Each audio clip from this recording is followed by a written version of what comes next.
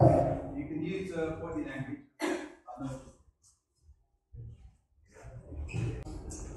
Addu City, I'm from England. I'm a co-founder of Football for Peace. I played professional football and actually I made my international debut right here in the Maldives against Maldives in 2005 in the SAF Cup. This is Michael. Michael's come from England. Michael's also played for the England national team. He's played for the Premier League. And actually Michael's one of the first Asian footballers in the Premier League. So how do you do that? When you don't shout. No? Get quiet and play.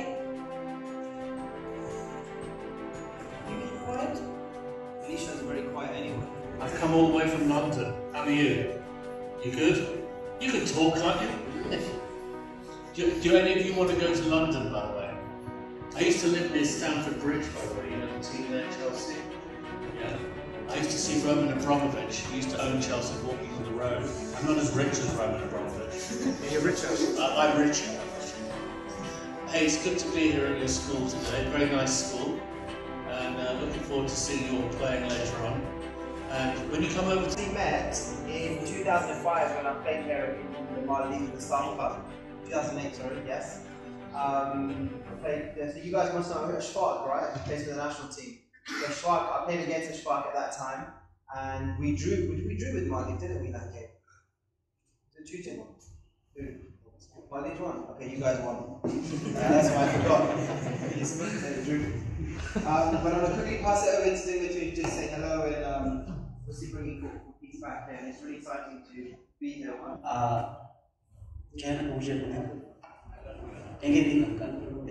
There's no more introduction from my side. Everybody knows well. It's been a pleasure anyway to meet you guys again. I met them in the final match and the semi-final against the week ago about there. And these are the opportunities is very rare for you guys. Don't miss it. As he mentioned, I also haven't seen my dad, even a picture. I can't even imagine a single mom. The same part they became now. Be yourself. Don't listen to people from outside. They have a big dream on you. Big dream.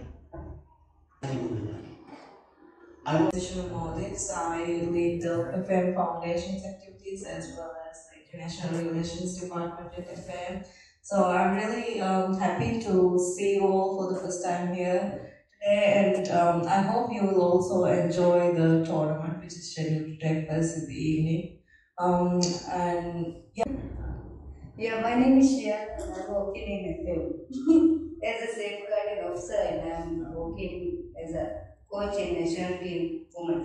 Get a feel of the group. So, who likes football? So, who likes Arsenal? Any Arsenal fan? I'm going to work my way up to what I think is the most common team here. Man City. PSG. One. Man United. Exactly. Now they've got lots of funding behind them. So yeah. Okay. So thank you for that. What I'll do now is I'll stop and I'll pass over to have Mark with us. So guys, just stand up. So everyone stand up. And we will. This side, step this side, that side, step that side. And we want to do line, this group line yourselves on that side, and this group, you line yourselves all on that side. Yeah, let's do that quickly. This is we've realised in life, as growing up as professional footballers, that sometimes communication skills are the most important, and sometimes we don't have time to be on the football. You guys, you have 5 minutes, right? And in 5 minutes, we want to see you guys line yourselves up from, what should we do, Michael? Age, football teams, positions.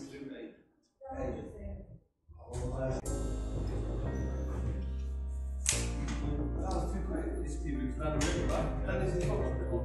Okay, hold up. You guys know you play together? We did this school. Okay, the same team outside the school.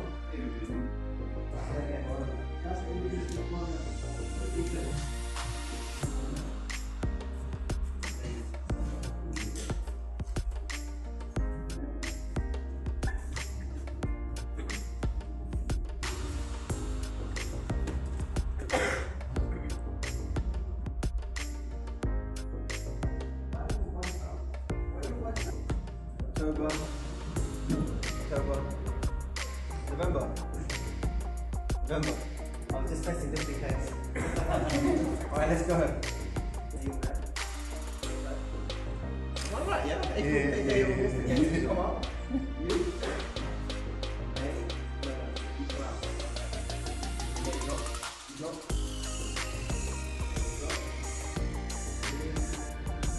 This is not bad. May, June, July, August.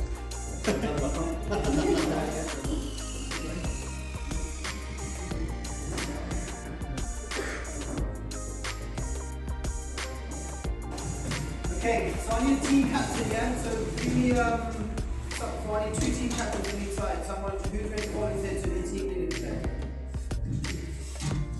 Come on, we're brave people.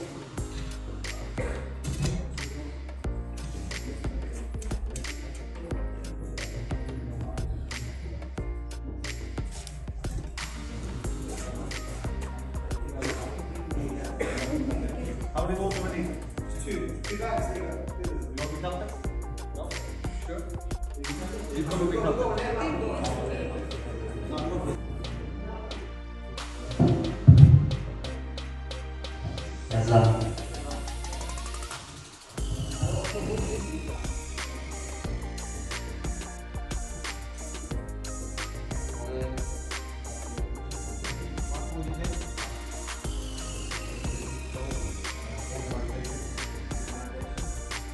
What? So you guys are captains, so maybe no one passed into the winning team. Why do you, how can you tell us how that was so easy for you guys? Good communication. What do you think? Okay, what else? Good communication, what else? Good organization. Did anyone take leadership?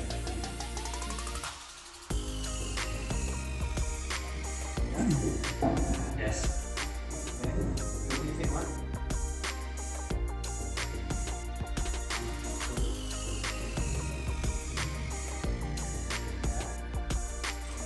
Anyone else? Russ?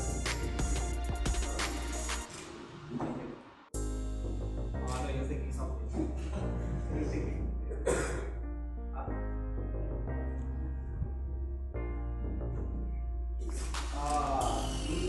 So basically they had to, why don't you come out and tell everyone?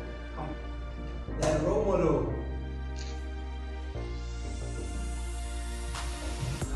Just tell everyone your name as well. My name is Nai. Be a role model. Create team, someone counting on Yeah. See guys, in a team environment, someone has to take leadership. Because if someone doesn't take leadership, things like that happen. Right? If it fails, everything else starts to fail. It's not going to fail. And actually, that's a very interesting situation in life. As we get older, you understand that a lot of things have to always stay in balance. When things come out of balance, things can go wrong in life and on the pitch. It's really important. So thanks guys, that's really good. Well done. Give a quick introduction, and we'll go from there. Michael Chopra, I was basically the first British Asian to play in the Premier League, played for Newcastle United and Sunderland. And I played in the Championship for Addu City, Blackpool and Ipswich. I finished my career 4 or 5 years ago playing in India, just across the border, playing in the Indian Super League. I'm now working with Football for Peace as an ambassador and trying to help young people like yourself try to get on the pathway to become a professional player. You guys got any quick questions for Michael? How did you know? That's a brilliant guess. I was a striker.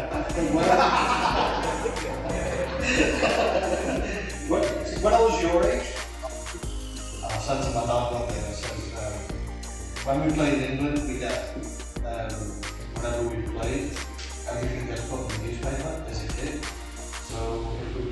Sunday in the newspapers on Monday. I was playing for the score, who scored the goals. So I said to my dad, I said, why is my name on there? He says, you didn't score any goals today. I said, look, I want to be a striker. I want my name to be there. I want to score the goals, and I want people to know who I am. So when I was around this age, I decided to change my position and become a striker. That's how you kind of said about it. Right, guys, just one thing now. We just want you to remember, football is an equal game, right? So everyone has their own roles, etc. But if you look at this group, why are all the girls on that table? We need to spread out a bit, yeah? So we can make. Okay, everyone. Yes, the girls are all playing as well, right? Okay, cool. So, and are the teams organised already?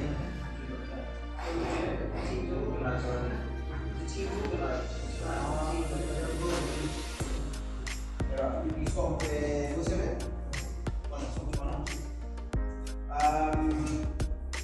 At the back, what's your name? Five, come in. So you start. There you go. She was a role model to me. Can anyone guess who that is? Who? Yeah, who? Who do you think? Yeah, who is she? Doesn't get. That's my mother has been an inspiration in my life and helped me to be where I am today, and alhamdulillah, she is a big. You know that voice? How do you shout learning this? Why are you trying? You're going to beat them, aren't you? Yeah. Say yes. Anyone, any questions?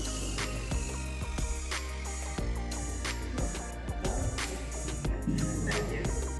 Bring your legs on the side. Body. We see another window. I'm going to request from you guys. Yes. Anyone? Come first.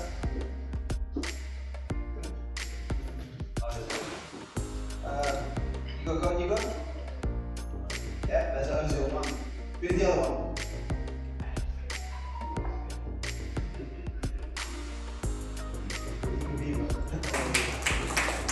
And we have a sign here from the Common Club. There's a link there, right? So I've been very fortunate to have not only met these people, they're actually part of these actually support. You just want to know that the Academy in London, as well as come many times, met Mark, he supports us. But you just don't meet these people just by chance, right? It happens all the time.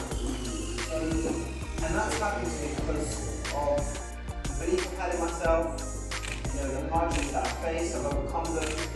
And most importantly, having faith in God and appreciating. My mum's always taught me is to always appreciate what someone's given you. And no matter what God's given me, I've always stayed very, very humble. That's right, isn't it, Tony? So you can point right. It's always, the thing is, in life, no matter what God gives you, and what maybe God doesn't give you, it's always to stay really humble and grounded. That is the key to success. And the other one is, well, we're touched on parents and family, mothers, and respect. Because that is very, very important. In today's life, we don't have time, we're rushing around, we don't have time for our moms and dads. And this is one key thing, I can see that mum is part of the whole journey of me. So I want to encourage all of you to take one message today, is that when you go home, to appreciate what your parents and your mothers and fathers do for you. Because when you look back and you look at what you've achieved, and hopefully you'll be in a situation like Michael and I one day, that you'll be able to look back and see what your parents did for you. So that was that. But I Look at the football association. that mean team building. You see an example today. Go on, what do you think? Tell me about team. What do you think team building is? Take a guess. What is team building about? Everyone coming together, sticking together through thick and thin, good communication skills, like we had before, role model who takes like a captain, a leader. So one of the key things for us is that there's never an I in team, right? So you never leave people behind, and that's very, very important in the team. And one of the key things that we want to build with you guys is how we're going to build a stronger team, but not just a team in football. So today when you play in a tournament, it's not just about winning, it's about also looking at how do you build within that, with your community, and where you live, in your school, how do you build that as a stronger? The Premier League. Now, at the start of the season when Leicester did win the league, nobody would have thought that they had any chance of winning the league. They started off well, and then they gradually got better and better and better. And people were everybody in the UK were really surprised by this. But there's one thing they had, is they had a leader that was the captain at the time, Wes Morgan. They had a really strong togetherness that if they were 1-2-0 down, they knew with the team they had, they would never give up and they would keep battling and battling and battling. And it got to a point where I think it was probably around about Christmas time, December, where everybody in the Premier League and in the UK, they really started to actually think that Leicester might have a chance of winning the league. They had a great manager in Claudio Ranieri who was the leader of the pack. Now, I spoke to one of the players after when they won the league, and he always said to me, he said, even some players, as a player, you don't get on with other players off the pitch, but as soon as you step on the pitch, everyone's together and they will fight for one another on the pitch. And that's what happened with Leicester. He said to me, he said, some of the players, they never spoke to each other off the pitch, but when